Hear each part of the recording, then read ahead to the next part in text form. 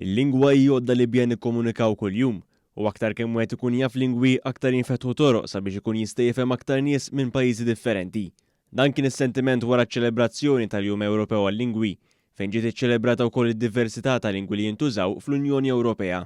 F'Taslima fejn ġiet ċelebrat dan il-jum wieħed seta' jsir jaf aktar fuq il-lingwi użati fl-Unjoni Ewropea. One News tkellem fost l-oħrajn ma' Nabel Xerri li hija chairperson tal-Kunsill tal-Lingwa tas-Sinjali Maltija li ma' lingwa hija waħda minn 3 lingwi uffiċjali f'pajjiżna. Hija spjegat kif il-lingwa tas-sinjali bil-Malti sfortunatament ma tintużax minn kull min huwa nieqes mis-smigħ u għalhekk hija appellat lil dawk neqsin mis-smigħ u anke dawk li mhumiex sabiex dawn kollha jitgħallmu din il-lingwa. Hija importanti ħafna li n-nies jifhmu għalfejn huwa importanti l-lingwa tas-sinjali Maltija.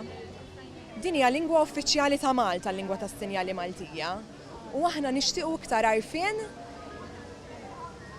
nixtiequ li persuni deaf jużaw din il-lingwa. Persuni jisimgħu jużawha imma speċjalment persuni deaf.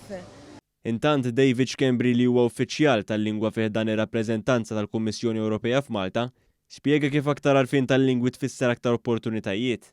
Dan hekk kif bl-għarfien tal-lingwi jinfetħu l-bibien sabiex wieħed ikun jista' jifhem id-dinja ta' madwaru b'mod differenti. U dik hija l-idea wkoll li aħna nixtiequ nippromovu t-tagħlim tal-lingwi differenti lin-nies li jgħixu Malta.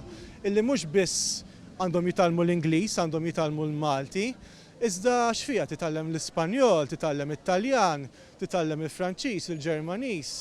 Dawn huma kollha mezzi biex ninaqdu iktar bħala kontinent, bħala Ewropa biex nifhmu iktar il-ħaddieħor.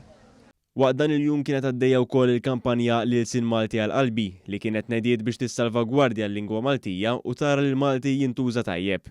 Dwar din il-kampanja tkellem Kita Zoppardi li huwa parti mit-tim koordinattiv tal-kampanja li ta' wkoll rendi kont ta' dak li rnexxiela tikseb il-kampanja għal-lingwa Maltija.